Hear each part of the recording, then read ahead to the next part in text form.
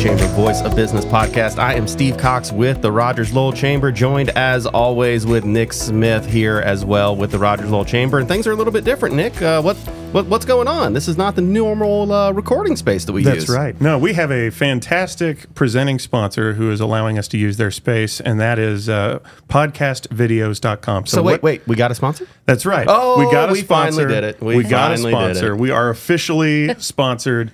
Podcastvideos.com heard about the fact that we were going to have to move from our space and came and talked to us and thought it would be a great way to help us out while we're in the midst of our renovation at our old office by allowing us to use their space. And I got to say, we're being spoiled right now because even though we're going to have a space to record in the new office, I don't think it's going to be quite this nice. No, definitely not. Definitely not. No, this is absolutely fantastic. We are so grateful to podcastvideos.com for not only just sponsoring the podcast, but also allowing us to use their facility. And it's going to allow us to be able to be more consistent in the recording. We kind of had a little bit of a hiatus there where we were getting in a groove. And then with the building renovation and the big move and all we kind of had to put that on hiatus. So, but we're back, and we're, dare I say, better than ever. We're back. We have a great slate of shows coming up for you for the Q4. We're shooting to have a pretty ambitious schedule of recording almost one a week for the rest of the year. So that's kind of our goal. And Make those up of you for lost that time, right? That's right. Yeah. And those that are interested in getting a setup kind of like this, make sure you go to podcastvideos.com. You can actually schedule time to come in and talk to these guys, and that's what they're here for, is to help your business. And they'll be really cool and put your logo on the screen. Yeah, that's right. Literally, we didn't even know they were doing that. They just hooked us up with it this morning, made it happen real quick. Yeah, fantastic. They've been wonderful to work with. So we're looking forward to moving forward with them for the rest of the Q4 and onwards. So. Oh, absolutely. Very, very exciting. So this is always fantastic. Well, let's talk about what we're going to talk about here today. That's right. Today, we have kind of a fun Shakespearean take on our title, To Remote or Not to Remote. Some of you probably are asking yourselves, why are we still talking about remote work? Here we are, 2.5, 3 years after the pandemic. However, if you pay attention to the news, if you pay attention to any of the major groups out there, or even job postings right now, you recognize that remote work, I think, is here to stay in some form or fashion. And so we actually brought in Korenda Allen, who is the director of HR with the Beaver Water District, and also works with several groups and several individuals just to kind of consult on HR. She's here to answer Steve and I's questions when it comes to remoting and stuff like that, because us being the nerds of our office don't always get it to break into the HR angles of things. So we know normally if HR and my name are brought up, it's not a good thing.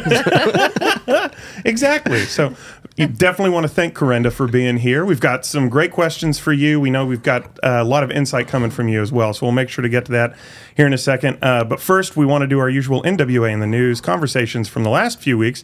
A couple of things that you may have seen in the national news. We had the special session of our Arkansas legislature ended with adjustments to a few laws, including one to our FOIA, the Freedom of Information Act, among other issues. Sarah Lynn Geiger, our VP of Government Affairs, did a great job, a great breakdown, and a couple of newsletters with that. So I encourage you to reach out to her if you have any questions about it. She was bird dogging that thing all the way through. That's right. Yeah, she had lots of information. She was reaching out to legislators to kind of get all the perspectives of that. So especially if you're in Benton or Washington counties and you have questions about what was going on there, reach out to her. She's happy to help. That's Sarah at rogerslowell.com. We also have Bikes, Blues, and Barbecue was last week, bringing thousands of visitors to NWA, as well as thousands of dollars going to charity from that group. So you say thousands like it's a low number. It was actually hundreds of thousands. The estimate is right around 300,000 bikers came through. There you go. Which, of course, anyone who was on the highways was like, only 300,000? But anybody living near downtown with all the Harleys going up and down. That's right. Eureka Springs, I'm pretty sure, sees like a 200% increase in their population every year when that happens. So that was a big thing. We also had last week the Northwest Arkansas Championship LPGA event kicked off and was doing its thing in Pinnacle Hill. So you saw the golfers, you saw the Pro-Am happening. All of the news crews were buzzing just with all of the folks that were coming in and around that. So that was pretty cool to see. Great events. Bite was a part of that. I mean, that just fantastic. Just a fantastic week of events going on. And the economic development that came about from all of that. When you look at Bite, when you look at all of the different companies that participate that, we've got Topgolf. We had the AMP was doing concerts. Embassy was hosting all sorts of people. Pinnacle Hills Promenade, as well as Pinnacle Hills Golf Course and Country Club, of course, were a part of that. And then, of course, when you see those national companies coming into broadcast and everything. It's just always fun to see. Oh, I mean, it's TV getting trucks that kind all of, over Rogers. It's great. Getting that kind of exposure for our area is just phenomenal. So, and last but not least, our NWA Community Showcase brought close to 1,000 people to downtown Rogers to celebrate the region's diverse cultures. We had, I think last I talked to Giovanni, we had over 7 different multicultural groups that were there to represent their cultures. We had, of course, Spanish speaking company representatives were there, but we also had at least 3 or 4 different languages and language experts there to kind of talk about different companies from their backgrounds, and then just tons of activities from food trucks and Battle of the Chefs to kids and pets parade. It was Face painting. phenomenal. I mean, it was a great pet adoptions. We had several pets, and little baby beagles were getting adopted. So it was always good to see. Almost went home with another dog, but didn't happen. Yeah, that's deep breath. You went home. Yep. That would have been an emotional decision. Exactly. Well, Steve, I'm going to toss it back to you to do our topic introduction. Well, yeah. So we're talking about remote work, to remote or not to remote. And I do think it's ironic that Zoom recently put out an announcement that they were ending remote work for their company, which is really weird because, they're the reason why remote work got so popular. Exactly.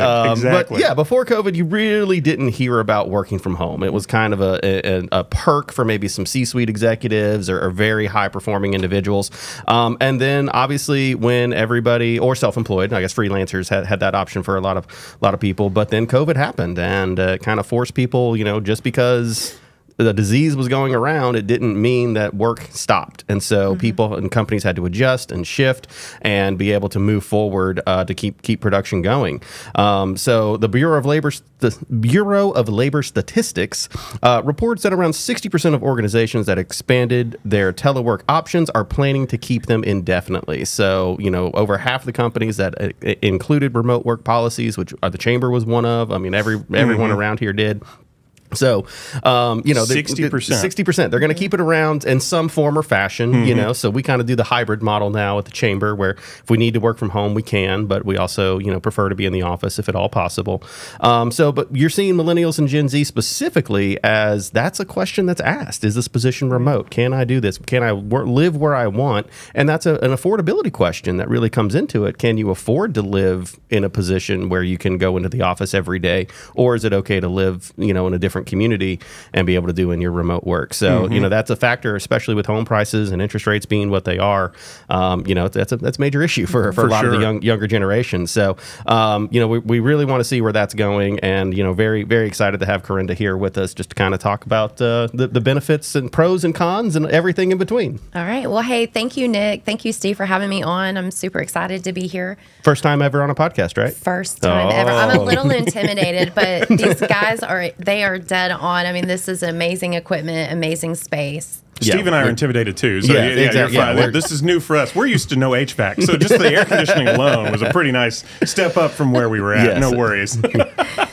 So, Steve, you were just saying, 60% of companies have said, hey, we're going to keep that remote work. I think COVID really forced us as organizations to look at maybe specific titles, not necessarily, okay, can you work from home or can you not? But it really forced us to say, hey, what positions do we have that really they could be done outside of the office? Right. And that could look different. You had mentioned the younger generations are looking for that mobility in that workforce. Well, during COVID, we had the remote work, move to Northwest Arkansas, get $10,000 and a free bike. I mean, we were promoting remote work as that.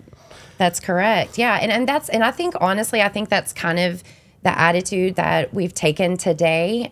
Maybe not so much remote work, but mobile work. Okay. Yeah, that's a good phrase. I mean, mobile, because even in my position, I'm in the office, but I'm out in the community as well. Or I'm doing, other things with workforce, and having that mobile workspace is what really benefits the workforce, because regardless if you're here in a studio, if you're in the office, if you're, in another state, you're still able to have that communication and that open lines with your organization or, your coworkers alike. I do, being in the schools, I am in the schools a lot. And one question I just always ask, regardless if I'm there, is, what do you see yourself doing? Do you see yourself inside of an office space, a cubicle? Do you see yourself in maybe in something that is outside in like the field. Yeah. And the overwhelming response from all of them is, I do not want to be inside on a computer or a phone or meetings all day long. I mean, they all say that. Well, yeah, I mean, you have those coffee mugs, one survived a meeting that could have been an email type thing. right. Right. So, I mean, I think it's very interesting, though, because, I have children as well. And, they went through COVID as well. And I kind of got used to opening that bedroom door, and they're laying in their bed and haven't really moved. And yet they're just on their computer working. I think even with that, you still hear kids, they have that need and that want to have that one-on-one, that personal interaction. Oh, yeah. But they're very specific of how they want to obtain that personal interaction with others. So, I mean, I think this is a great topic. I think it is around to stay for a while. I don't think it's going anywhere. I do think we are going to see that shift, if anything, to more mobile work sites, just because, I mean, the typical family doesn't look like it did 30 years ago. Right. No, that's right. I mean, I'm a single mom. I think about when we did move up here versus when my kids were younger.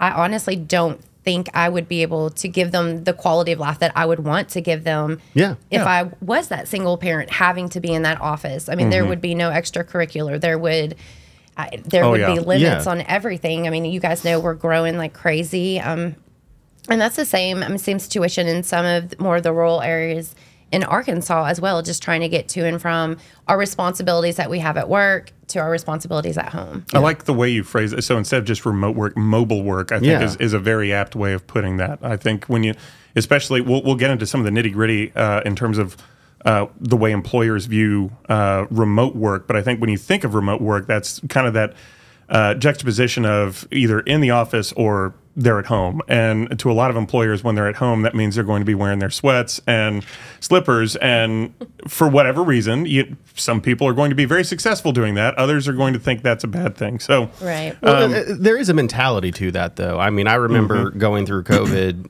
it was always something when we were working from home during that time where I still needed to put on a collared shirt just to get in the right mentality for work, and that was just something that was there.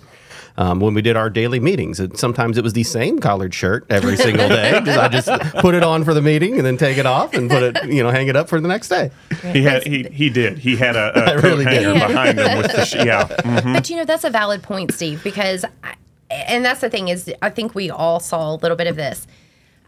For me, it's real easy for me to be in a mobile work site. Some people, it's just not. I hated it. Right. I mean, it's just not. And it's like, as you speak of, it's that mentality, like getting that frame of mind. And sometimes it's just not possible for individuals to do in that home environment. Of course, that depends on a lot of things. But you are absolutely correct in that, lounging around in your pajamas all day like that, you do have to kind of have that schedule. I mean, we're human beings. We thrive for that schedule. I mean, believe it or not, we hate it too, but I'm a segmented person where it's, here's my work life, here's my home life, and kind of want to keep that as separate as you can.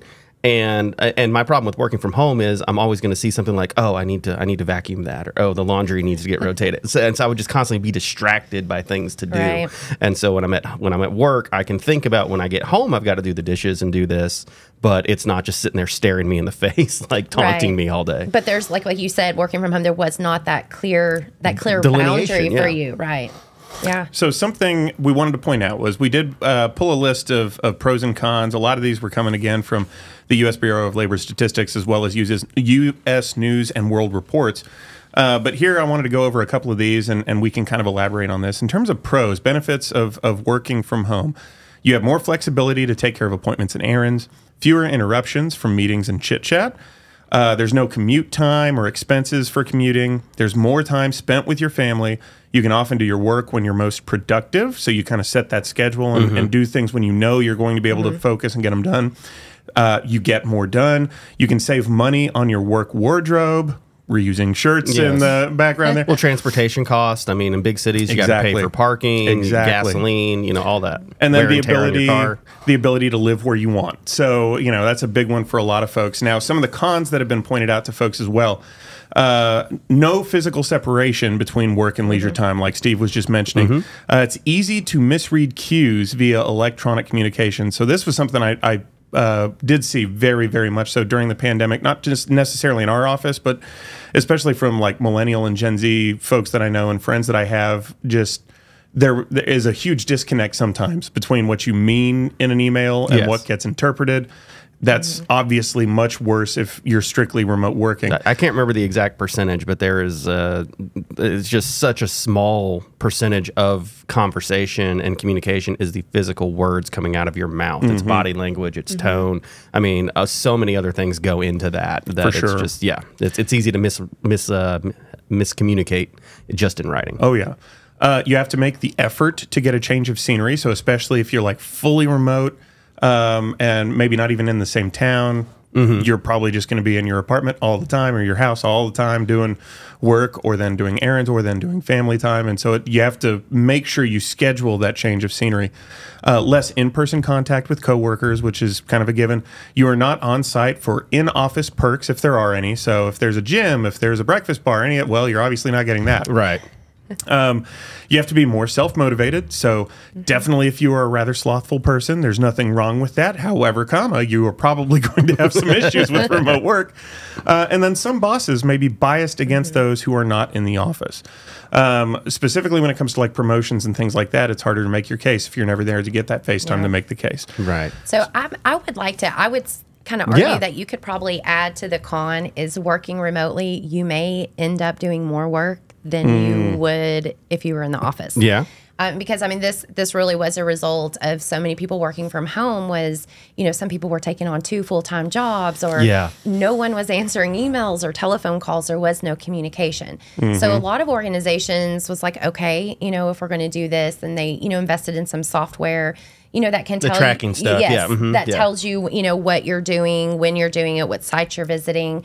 I mean, so that definitely could be a con as well, because it's almost, even though you're having that mobile workspace, it's almost like you're micromanaging yourself in your own work. For sure. Well, and I had friends that, and I know you did as well, that they felt like they were being micromanaged with that tracking software. Like, do you trust me to do my job or not? So it was creating some division and strife between management and employees. So, and, I think it also put more of an onus on certain positions like middle management, because a lot of middle management was people management. Yeah. And if you're not there in front of them to manage them and report on stuff that's being done, your job suddenly becomes kind of muddied and clouded. And are you really, I think a lot of positions had to completely rework the way that they did things in terms of management style, leadership, things like that, because there wasn't that face-to-face time to make things happen.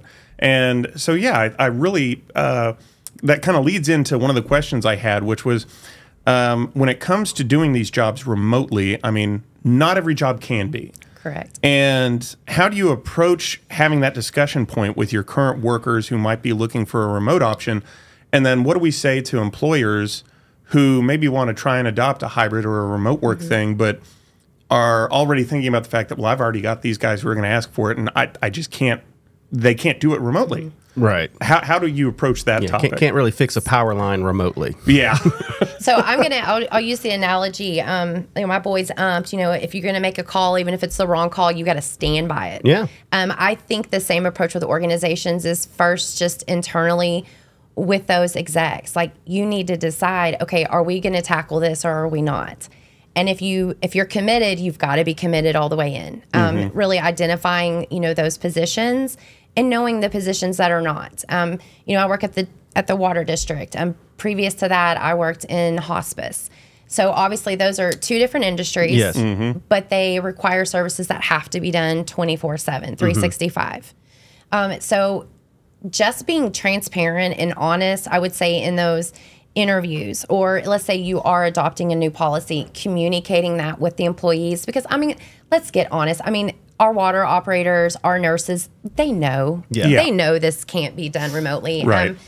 And it just may be having that hard conversation. Like, if that's really something you're seeking after, it might be time to do a career change. Yeah. I mean, and that's like, I think what I mean by being all in. I think it's important as well for organizations to have that policy to back them up.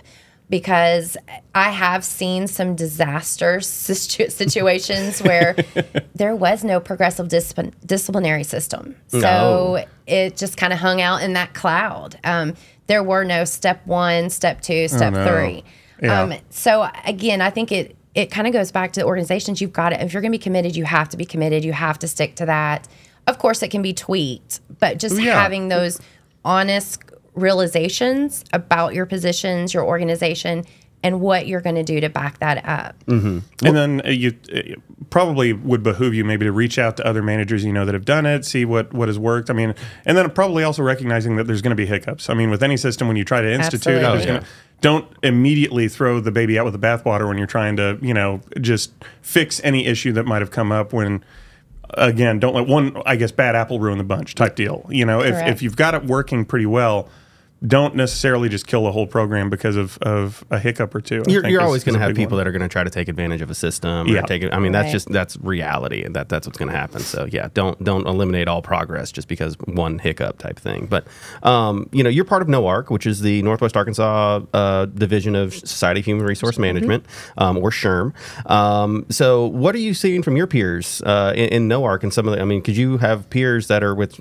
Fortune 1 all the way down to small businesses? What kind of trends are you seeing amongst the NOARC community? Correct. So I mean, there's a wide array of trends that are going on. I think it kind of goes down to what industry people are in, what positions, what job titles they have. I mean, I'll just say nationwide. I mean, it's not required that every salesperson has that office down the hall, or I'd say even HR. I mean, I've seen a lot of HR's jobs go completely remote after the COVID. Really? Yes. Wow. You think that's where you need that face-to-face, no miscommunication opportunity there? Yeah. I mean, but I think that's the thing, Steve. It's really knowing what your culture is, knowing like what you guys want to kind of invest in that culture, how you want that to grow. Because knowing that is really going to allow you to place the correct people in those positions and what you're looking for. Right. But again, I mean, I've seen, my friends over at NOARC, even just statewide with the SHRM State Council. I mean, it's almost like we just have an inventory of those positions that we know can be done remotely. And it's just a matter if they want to or not. What kind of position that organization wants to take. Do they really want to be people-oriented? Or not. Right. I think that's hugely important, what you said about culture, because prior to the pandemic especially, there was especially a big national push, I think, for companies to kind of recognize, their what their mission was going to be and what their company culture and values were and things like that. But you also saw, I think, a movement that started probably back in the 2010s on through millennials, especially getting into the workforce of, well, you guys have these culture points or these values, and you're not like following through on those, or like you say you have them and then you're not.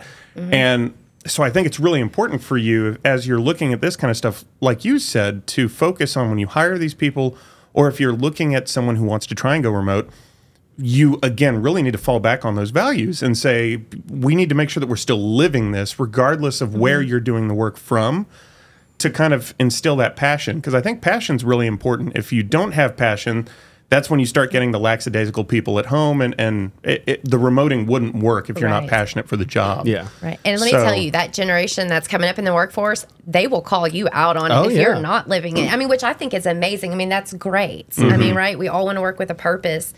But, I mean, this younger generation, I mean, they truly do want a purpose. They want a vision, a mission.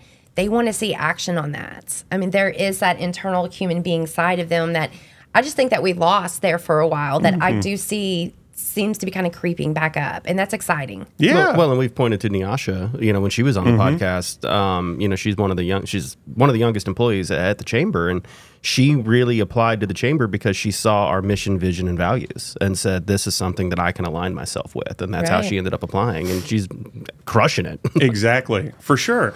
And, when it comes to some of these unique scenarios, especially when we're talking about like companies that have existed for a while and you're looking at maybe trying to adopt one of these policies, when you look at going to hire new folks, and you see the jobs that are out there. And I know if you look at job boards right now, 60% definitely seems high in terms of folks that are keeping the hybrid positions or the remote positions out there. But I mean, LinkedIn, I think especially, was talking about how from 2 years ago, it's up like 200%. Oh, yeah.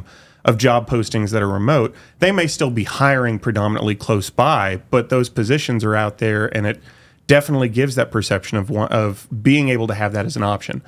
If you're going to hire for those positions and you know that you're having to compete with folks that are fully remote, and you're trying to get those really qualified next-gen individuals especially, how do you approach that job if you know that job can't be done remotely? Like, say we're trying to hire someone for a position that specifically oversees, like maybe one of the water utility groups and stuff like that needs to be on call all the time, but maybe their job in other aspects is, going remote and stuff like that. How do you approach those conversations? How do you, as an HR person, kind of post that job to instill passion and kind of point out, like, hey, this job's really important. That's why we have to do it this way. Where do you kind of instill that? Is it just... Yeah. So that's a great question. I mean, I think my personal opinion is just being transparent from the very beginning with candidates that you are interviewing. I mean, again, it's probably not a surprise. They know like what career path they're choosing. But just being really transparent. I've also seen a lot of success with organizations for those positions who are not able to be mobile is offer them unlimited PTO. Think about that. I mean, coming into the office, as a parent, I mean, just other commitment stuff we have to do.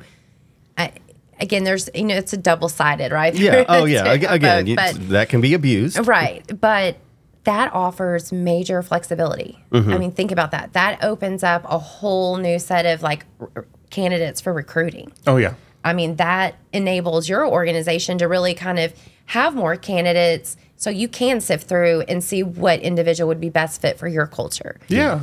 Well, when I remember, probably 9-10 years ago now, but when Collective Bias was still here, before they kept growing and getting bought out and getting bought out, but they were one of the first companies around here to offer unlimited PTO, and I would talk to their CEO. He said they would have 300 applications for 2 open positions, like, because that was just a perk that people were looking for. Right. To give that flexibility, like, as long as you get the job done. If you want to come in at 3 o'clock and work 3 to 10, then do that. If you're a night person, so right, and that's and you mentioned this too, Nick, as well as you, Steve. It's I'm probably my best at 5:30, 6 a.m. in the morning, and Not me.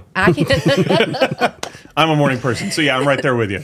Yeah, I mean, but Steve isn't, and that's okay, right? I mean, that's the thing is you've got to know your people. And so you can pull out that added value that they bring to your organization. And it is thinking outside of the box. This is not the culture where I'm the first one there and the last one to leave and my hard work's going to get noticed. That's not the mindset anymore. Absolutely not. And I think for the younger generation specifically, they're seeing that because they saw like so many parents where they were married to the job and it caused, families to separate. Yeah. And There's things a like domino that. effect in general. Yeah, exactly. And so they're like, I'm going to make sure that my personal time is my personal time, and being able to separate work from life and having that balance. And it's a struggle. It really is, because the jobs have to get done. But I definitely understand the mentality behind that of why, because I know my dad was definitely somebody who he said he's going to go into retirement, so he cut back to 40 hours a week. Like, well, and I think when you look at remote work and mobile work and things like that as a benefit, I think again, as part of like the domino effect with this kind of stuff, you need to look at the full benefits package. I think that's probably another part of the conversation that we have here is I think a lot of times, businesses, as you said at the top, were forced into kind of recognizing remote and mobile work as a possibility during the pandemic. Well, if you're adopting it now as a part of that package, what does everything else look like? And I think that's a good question to ask yourself if you're a manager or a business owner is, if we're going to try and do this, what other ways can I adopt or adapt our programs and our benefits to make sure that the folks that I already have continue to stay happy and stay on the team and whatnot, and then also still advertise and bring in new talent that is going to see us as a forward-thinking company and want to grow with us. Right. And I think that's probably the other part of the conversation that you look at the national companies, a lot of these bigger chains are having issues getting people back in the office. And, Right. Every industry from stock brokerages to, you know, even like think tank groups in DC and all that are having huge issues with filling their office spaces up. But then even the office space people who are renting the spaces out are having issues with getting people back in there. Yes. I think you need to have a massive evolution of how we set all of these things up. And that hasn't really started happening yet. Because I think, again, to my point at the top, we're still talking about remote work in general. And Yeah. I think there's some people who want it to go away. I think we've all kind of, the three of us here have kind of pointed out it's not going anywhere. No. Right. And so now we need to try and adapt the conversation. So You mentioned where do domino we- effect a minute ago, and that's the thing from like you were talking about, filling those positions, filling the empty office spaces. You know what you know have a room for 100 employees. Well, now you only got 20. So what do you do with all that extra space?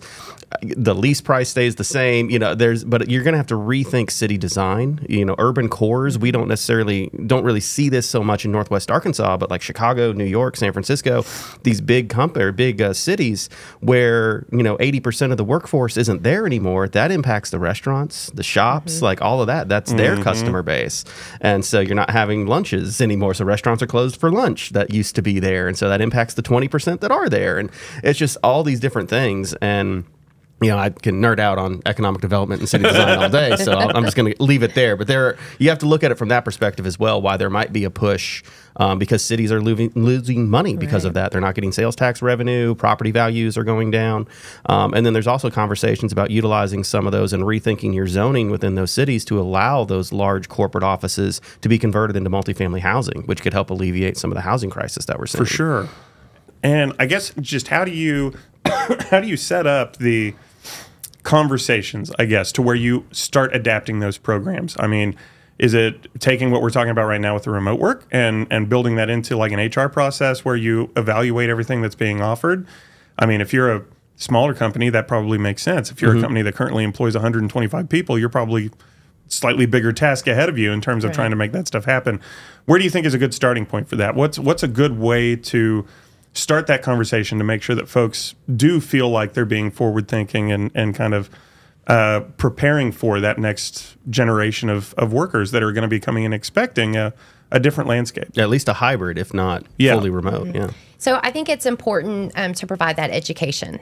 I mean, I would say, if I was wanting to bring this like to my CEO, my COO, I mean, they've got they're doing a lot of other things, right? That's my job to make that business case, to provide the most up-to-date information in what's trending. I mean, especially here in NWA. I mean, we all spoke. I mean, we are growing like crazy. 37 people a day. I mean, right? I mean, we have to be competitive, even more so here in NWA than I would argue anywhere in the state of Arkansas. Oh, yeah. I mean, we've got all We're vendors awesome. here. We know it. You don't have to hide it. Okay, right. We just rock, okay? But I mean, I think it's really providing that education and being realistic and kind of just taking that leap of faith. Because, I mean, wait, think about that. That's pretty scary to say, hey, I'm deciding, like, all of you guys go home. You can work remotely. Right, yeah. That's pretty scary, right? Yeah.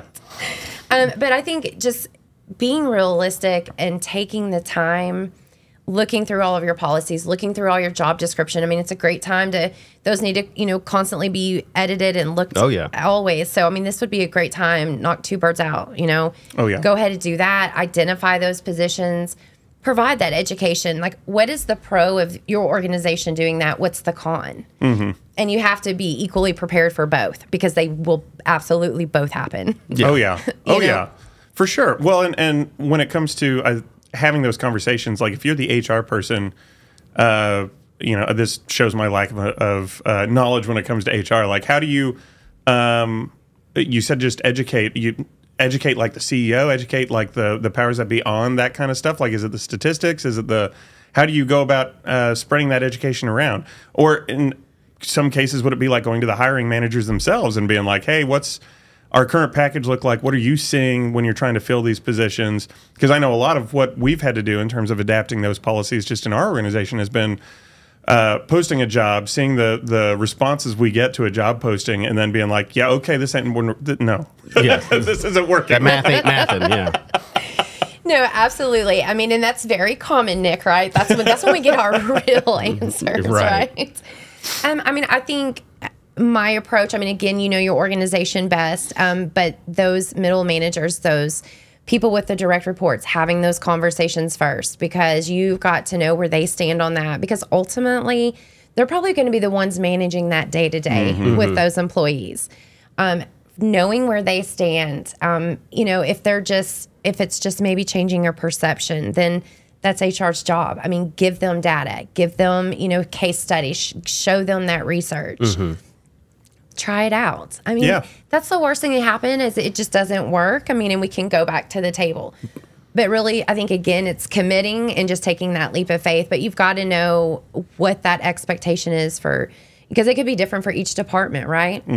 Yeah. And then from there, really building that case, taking it to the CEO, showing, here's the stats, here's what I've looked into, you know, this is my recommendation in moving forward. Is there anything that you would suggest, like programs, books, services, companies? You read my mind. I was just about to ask this. Anything that you would suggest folks look what to? resources are out there for somebody maybe thinking of or needing to take a hard look and you know, be able to get that data and research that you were talking about? Yeah, so I'm definitely going to give you guys the SHRM website, the Society for Human Resource Management. But I mean, guys, this is where you're going to find the most up-to-date on issues that are, you know, coming about, legislator. I mean, just all kinds of information, probably too much, but that's a great website to go to. It also can provide case studies, resources, and toolkits as well for your organization. And the thing I like, just talk to someone. Yeah. I mean, honestly, I mean, we all went through COVID together. No one really knew what we were doing. And let's get real. We're still trying to figure this out, right? You know, sounds about right. Just have that conversation. You know, of course, you know, you're not just going to grab someone off the street and have that conversation, but You've got a peer group. Right. Go to your peer groups, people that you respect, that, you know, respected in the community, that have proven a great success story, you know, or a model that has proven to work. Pick their brain. They're going to be happy to tell you. Yeah. Yes. Well, I like something you said and kind of touched on earlier was, you know, talking to the employees about it too.